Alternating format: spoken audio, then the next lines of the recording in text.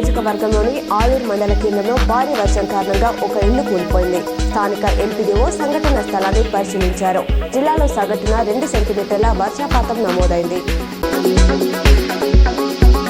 శనివారం రాత్రి నుంచి జిల్లా అంతటా కురుస్తున్న భారీ వర్షాలతో అనేక ప్రాంతాలు అతలకుతలమయ్యాయి. ముందస్తు హెచ్చరికల నేపథ్యంలో జిల్లా యంత్రాంగం అప్రమత్తమై గ్రామాల్లో పునరావాస కేంద్రాలను ఏర్పాటు చేసింది.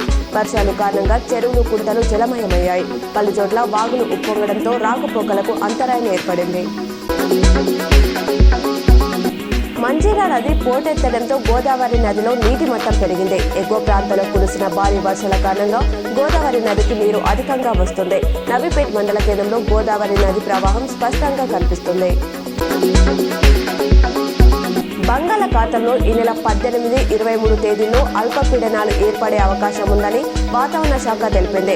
వీటి ప్రభావంతో రాగల 3 రోజుల్లో ఏపీ, తెలంగాణలో భారీ వర్షాలు కురిసే అవకాశం ఉంది. కోస్తా ఆంధ్రాలో కొన్ని చోట్ల భారీ నుంచి అతి భారీ వర్షాలు కురవనున్నాయి. ఉత్తర తెలంగాణ వరద ప్రదాయిని శ్రీరామ్ సాగర్ ప్రాజెక్టు రిజర్వాయర్ నీటి మట్టం వేగంగా పెరుగుతుంది.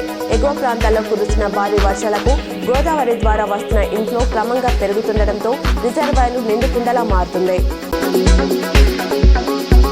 వర్ణి మండలంలోని జలాల్పూర్ గ్రామ శివార్లో ఉన్న లో లెవెల్ వంతెన పైనుంచి ప్రవహిస్తున్న వరద జలాలను శనివారం జిల్లా కలెక్టర్ వినయ్ కృష్ణారెడ్డి పరిశీలించారు.